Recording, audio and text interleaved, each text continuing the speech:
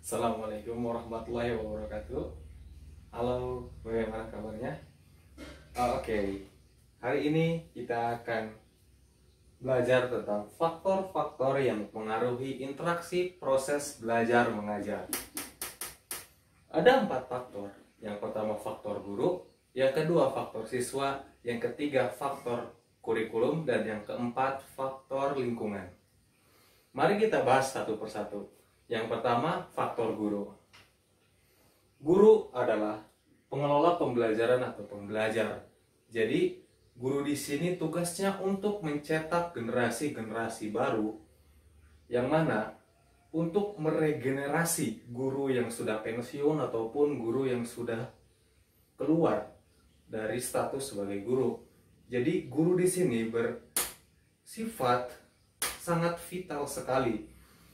Karena guru ini salah satu ujung tombak apakah generasi selanjutnya bisa sehebat generasi sekarang atau bahkan lebih buruk.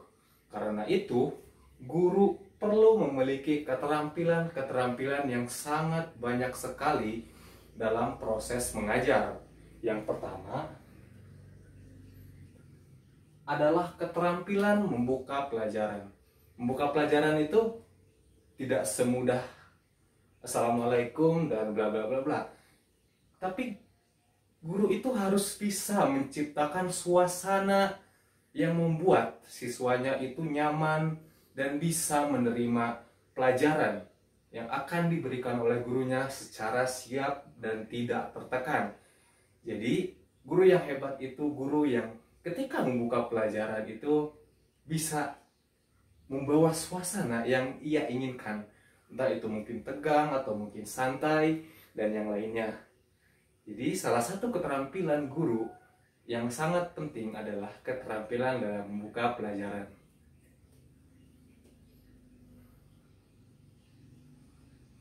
Yang kedua adalah keterampilan menutup pelajaran. Keterampilan menutup pelajaran adalah keterampilan dalam menutup proses belajar mengajar. Jadi ketika proses belajar mengajar sudah selesai, materi sudah disampaikan, dan waktunya pun sudah habis, seorang guru harus bisa menutup pelajarannya. Entah itu mungkin dengan berdoa, atau mungkin dengan hal-hal yang lainnya yang lebih mengasyikan mungkin. Mungkin seperti jika kamu bisa menjawab satu hal, kamu bisa pulang lebih dulu atau bisa keluar kelas terlebih dahulu, atau hal-hal yang lainnya juga. Lalu keterampilan yang ketiga adalah keterampilan menjelaskan. Adalah suatu usaha penyajian materi pembelajaran yang diorganisasikan secara sistematis. Gampangnya, guru itu harus bisa menjelaskan apa yang ia punyai kepada siswanya sampai si siswa itu paham dengan apa yang dimaksudkan si guru itu. Jadi biasanya seorang guru itu menerima sebuah materi, menerima sebuah pemahaman dengan bahasa-bahasa yang hanya dimengerti oleh dirinya sendiri. Nah, dalam keterampilan menjelaskan ini, seorang guru harus bisa menjelaskan seumum mungkin, sederhana mungkin agar bisa dipahami oleh para siswanya. Lalu, yang keempat, yaitu keterampilan mengelola kelas. Nah, dalam hal ini, seorang guru harus mampu menciptakan suatu siklus kelas yang kondusif. Maksudnya, contohnya seperti ini. Ada seorang guru, biasanya ada guru yang kalau misalkan lagi belajar, jangan ada yang berbicara, jangan ada yang makan, dan lain-lainnya. Benar kan? Ada juga guru yang nyantai, kayak misalkan kalau belajar mau ngobrol pun gak apa-apa, tapi pelan-pelan, dan seperti itu gitu loh. Terus keterampilan selanjutnya yaitu keterampilan bertanya. Keterampilan bertanya ini yaitu usaha guru untuk mengoptimalkan kemampuan menjelaskan melalui pemberian pertanyaan kepada siswa. Tetapi hal ini tidak hanya berlaku pada guru kepada siswa saja, tetapi siswa juga harus bisa kepada guru. Jadi maksudnya seperti ini. Seorang guru itu harus bisa mengeluarkan semua potensi yang ada di siswanya agar si siswa itu mau memberikan pertanyaan kepada seorang guru. Dan ketika seorang siswa memberikan pertanyaan, itu tandanya dia mengerti dan paham betul dengan materi yang telah diajarkan oleh gurunya. Lalu, keterampilan selanjutnya yaitu keterampilan memberi penguatan. Keterampilan memberi penguatan ini maksudnya adalah sebuah respon terhadap apa yang dilakukan oleh si murid. Misalkan, si murid itu berbuat kesalahan atau mungkin berbuat hal baik, si guru ini harus selalu bisa memberikan dampak positifnya. Karena meskipun salah, kita sebagai seorang guru tidak boleh menjudge atau menghakimi seorang siswa karena ia tidak bisa melakukan suatu hal dan atau bahkan menjelekannya di depan siswa lainnya, karena itu akan berpengaruh kepada kepercayaan diri siswa tersebut. Keterampilan selanjutnya yaitu keterampilan memberikan arahan. Jadi di sini maksudnya seorang guru itu harus bisa menghilangkan kebosanan yang dialami oleh seorang siswa. Jadi biasanya gitu kan, para siswa itu udah bosen dari pagi misalkan sampai siang, kerjanya itu cuman belajar dengan hal-hal yang tentunya sangat serius gitu, dengan gurunya juga yang serius. Pokoknya semuanya serba ketat. Jadi terkadang seorang siswa itu udah bosen gitu, udah bosen dengerin pelajaran, udah bosen kayak dengerin ceramah-ceramah gitulah, ocehan-ocehan. Jadi di sini seorang guru tuh harus bisa menghilangkan kebosanan itu gitu loh. Itu dengan mungkin permainan game atau mungkin hal-hal yang lainnya. Istilah kerennya ini disebut ice breaking ya. Jadi biar si siswa itu nggak bosan, biar siswa itu nggak monoton gitu, cuman belajar aja tiap di kelas, biar nggak kayak gitu. Biar siswa juga lebih kreatif dan lebih semangat dalam belajar.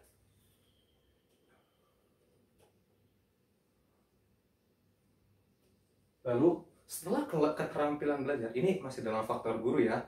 Setelah keterampilan mengajar yang harus dimiliki seorang guru, selanjutnya yaitu tahapan pembelajaran, yaitu sebuah prosedur yang dilakukan dalam proses belajar mengajar. Biasanya tahapan ini hanya ada 3, yaitu pendahuluan, pemberian materi, dan penutupan tentunya. Biasanya dalam pendahuluan ini diberikan sebuah gambaran besar. Ini tuh kita bakal belajar apa aja sih, materi ini manfaatnya apa aja sih, terus nanti kita bakal ngapain aja sih, terus relevansinya mata pelajaran ini dengan yang lainnya apa sih gitu. Lalu kedua yaitu pemberian materi atau penyajian. Jadi penyajian ini diberikan pemahaman kepada seorang siswa dengan beserta contoh atau mungkin bisa juga dengan tambahan gambar, tabel, dan hal lainnya, atau bahkan bisa juga ditambahin dengan video atau musik biar lebih santai lagi belajarnya, biar tidak terlalu tegang. Lalu yang terakhir yaitu penutup. Nah, di bagian penutup ini seorang guru harus mampu menyimpulkan apa yang telah ia berikan kepada siswanya. Jadi pada tahap terakhir ini biasanya ketika sebelum kelas selesai, seorang guru tuh harus menyampaikan kesimpulan materi dia pada saat hari itu dia mengajar. Atau biasanya juga bisa dilakukan dengan penilaian mungkin sebelum keluar kelas dan hal yang lainnya lagi. Lalu yang ketiga, setelah keterampilan mengajar, prosedur pengajaran, yang ketiga yaitu metode. Metode ini adalah sebuah cara, sebuah ide bagaimana seorang guru itu bisa menyampaikan pemahamannya kepada seorang siswanya. Banyak sekali metode-metode yang biasanya dimanfaatkan guru. Yang pertama, metode ceramah. Seperti saat ini saya sedang ceramah kepada Anda. Ini adalah metode ceramah, metode yang paling banyak dilakukan guru-guru di Indonesia, di mana seorang guru cuma duduk di kelas, dia mendengarkan, lalu pulang. Seperti itu setiap harinya. Lalu yang kedua, yaitu ada metode diskusi, di mana seorang guru akan menyajikan, biasanya seorang guru akan menyajikan sebuah permasalahan, lalu seorang guru ini meminta kepada murid-muridnya, entah itu membuat kelompok atau mungkin per individu, untuk melakukan diskusi satu sama lain dalam mendiskusikan suatu permasalahan yang telah ditentukan tersebut. Lalu yang ketiga yaitu metode demonstrasi. Demonstrasi ini biasanya digunakan untuk mata pelajaran biologi dan kimia dan hal lainnya. Kayak misalkan kalau misalkan di kimia kita didemonstrasikan nih kalau misalkan ini dengan ini jadi apa, seperti itu. Lalu yang keempat, metode bermain peran. Bermain peran ini maksudnya kita seorang guru itu bisa bertanya atau memberikan perintah kepada muridnya agar mereka membuat drama atau mungkin hal lainnya yang agar bisa bermain peran. Jadi peran. Jadi seorang murid bisa mengekspresikan apa yang dia rasakan dengan peran tersebut. Jadi ya ini juga salah satu penyebab yang membuat pembelajaran jadi lebih santai dan lebih enjoy untuk dinikmati. Dan banyak metode lainnya lagi. Lalu yang kedua, setelah yang pertama faktor guru, yang kedua adalah faktor siswanya itu sendiri. Siswa adalah sebuah subjek yang belajar atau disebut pelajar. Ada beberapa faktor yang harus diperhatikan ke siswa itu. Yang pertama itu karakteristik, ada juga baik itu karakteristik umum ataupun karakteristik khusus. Apa sih karakteristik umum itu? Karakteristik umum itu biasanya karakteristik umum itu seperti ini. Yang pertama misalkan usia kanak-kanak itu atau SD itu biasanya 4-11 tahun. Nah, dimana dengan munculnya masa peka dan keterampilan untuk bersosialisasi. Nah, pada masa kanak-kanak ini biasanya siswa itu lebih senang bersosialisasi, lebih senang ngobrol sama teman, lebih senang main sama temen gitu loh, lebih senang kesana kesini bareng temen gitu ya, sukanya tuh jalan-jalan pada masa kanak-kanak ini. Lalu pada usia SLTP atau SMP yaitu 12-14 tahun, dimana pada usia ini ditandai dengan munculnya pubertas dari setiap siswanya. Pada masa ini, pada masa SLTP ini, siswa itu sudah mulai tertarik kepada lawan jenis dan sudah mulai merasakan yang namanya cinta gitu. Jadi mulai tertariklah kepada lawan jenis. Lalu pada usia SLPH 15-17 tahun, di mana di usia ini siswa itu mencari identitas dirinya sendiri. Siswa itu mencari apa sih sebenarnya passion saya, apa sih bakat saya gitu. Nah, pada masa inilah siswa itu mencari identitas dirinya sendiri. Next. Kalau misalkan, lalu untuk karakteristik khususnya, yaitu ada sudut gaya belajar. Gaya belajar ini biasanya berbeda-beda dimiliki oleh setiap siswa. Pada umumnya ada 3 gaya belajar yang lazim ditemui, yaitu dengan melihat atau visual, mendengar auditorial, dan dengan cara bergerak dan menyentuh atau kinestetik. Visual ini biasanya seorang siswa yang mampu belajar dengan visual ini biasanya lebih artistik gitu orangnya tuh. Jadi dia itu mampu lebih mudah memahami suatu pelajaran dengan diberikan visual, dengan diberikan gambar, dengan diberikan video. Jadi si siswa itu lebih paham ketika diberikan sebuah foto, diberikan sebuah gambar. Lalu untuk mendengar, si siswa itu lebih suka, lebih senang, lebih mudah paham juga diberikan audio atau musik-musik yang berkaitan dengan pelajaran tersebut. Mungkin bisa aja materinya dilakukan seperti pada taman kanak-kanak seperti itu. Lalu pada kinestetik, kalau ini biasanya orangnya itu harus praktek gitu. Mata pelajaran apapun dia itu harus praktek agar dia benar-benar paham apa sih sebenarnya materi itu. Nah, kinestetik itu dia itu harus menyentuh, dia tuh harus menyentuh bendanya gitu. Dia tuh harus menyentuh suatu benda yang berkaitan dengan mata pelajaran itu agar dia bisa paham, oh ini tuh kayak gini, seperti itu. Next. Lalu ada juga yang namanya kecerdasan majemuk. Kecerdasan majemuk ini ada 8. Yang pertama yaitu spasial visual. Maksudnya itu berpikir dalam citra atau gambar. Jadi seperti yang visual tadi gitu, pada spasial visual ini si siswa itu lebih mudah berpikir ketika dia melihat sebuah gambar, ketika dia melihat sebuah foto. Lalu linguistik verbal atau berpikir dalam kata-kata. Biasanya siswa yang seperti ini, dia lebih suka merangkai kata, dia lebih suka membuat untayan-untayan kata, dan itu lebih mudah memahaminya gitu. Dengan cara itu dia lebih mudah memahami materinya. Lalu interpersonal atau berpikir melalui komunikasi dengan orang lain. Kalau ini seorang siswa itu harus komunikasi, harus diskusi dengan orang lain agar dia bisa memahami materi dengan seutuhnya. Lalu musikal, ritmik, berpikir dalam irama dan melodi. Nah, kalau ini siswa itu lebih senang, lebih dapat memahami dengan mungkin materinya itu dilakukan gitu loh, dengan pakai irama di mengajarnya itu. Lalu selanjutnya itu naturalis, berpikir dalam acuan alam. Kalau ini biasanya seorang siswa itu harus ada di alam gitu, dia tuh harus mikir gitu. Ketika dia di alam, dia tuh bisa berpikir gitu loh.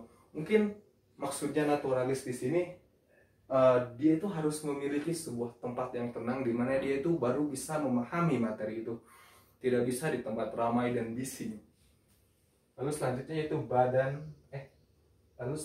yaitu madan kinestetik, berpikir melalui sensasi dan gerak fisik. Nah, kalau ini seorang siswa mampu memahami materi dengan dia mungkin bergerak seperti ini. Kadang ada siswa seperti itu. Kadang ketika dia memahami materi, dia harus bergerak seperti sini. Harus bolak-balik baru dia mengerti materi itu. Dan itu suatu hal yang wajar tentunya. Lalu ada juga intrapersonal, itu berpikir secara reflektif, di mana seorang siswa itu merefleksikan sebenarnya ini itu sama kayak apa sih, kayak mensinonimkan gitu loh, kayak menyamakan sesuatu. Lalu ada logis dan matematis, berpikir dengan penalaran. Nah, kalau ini ya seorang siswa itu memahami pelajaran itu dengan secara penalaran dia sendiri gitu loh, dengan logiknya dia. Oke, mari kita lanjut ke yang ketiga, yaitu faktor kurikulum. Kurikulum merupakan sebuah pedoman bagi guru dan siswa dalam melakukan proses belajar mengajar. Jadi seorang guru itu bisa lebih efektif dalam mengajar siswa dengan adanya kurikulum ini. Pada saat ini, kurikulum yang dipakai adalah kurikulum 2013. Tetapi kurikulum 2013 ini sudah direvisi berkali-kali sampai akhirnya pada saat sekarang, yaitu kurikulum 2013 revisi 2020.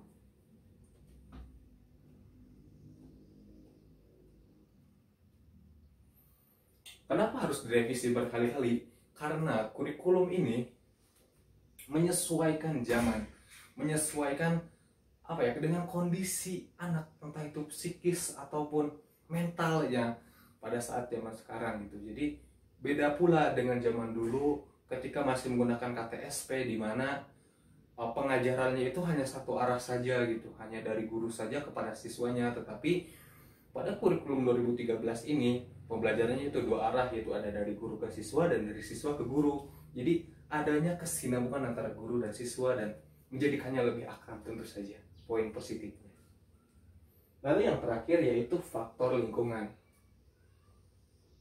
Lingkungan di sini dalam konteksnya itu lingkungan belajar tentunya ya, bukan lingkungan individunya. Ada dua lingkungan, yaitu lingkungan fisik dan lingkungan non fisik. Kalau lingkungan fisik itu kayak kelas, lab, terus ruang dan yang lainnya, ya pokoknya yang ada di sekolah yang bersifat fisik itu yang bisa kita sentuh. Kalau sekarang lingkungan non fisik itu entah itu cahaya, ventilasi, kenyamanan belajar lah intinya. Nah, lingkungan ini juga sangat berpengaruh dalam proses belajar mengajar. Karena dengan lingkungan yang nyaman, tentunya siswa itu dapat dengan mudah memahami materi yang telah disampaikan oleh gurunya.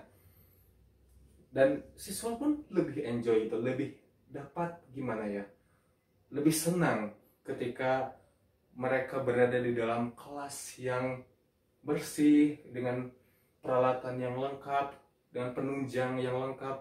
Jadi tidak perlu lagi merasakan hal-hal seperti mungkin gerah dan sebagainya. Mungkin sekian dari saya. Terima kasih. Assalamualaikum warahmatullahi wabarakatuh.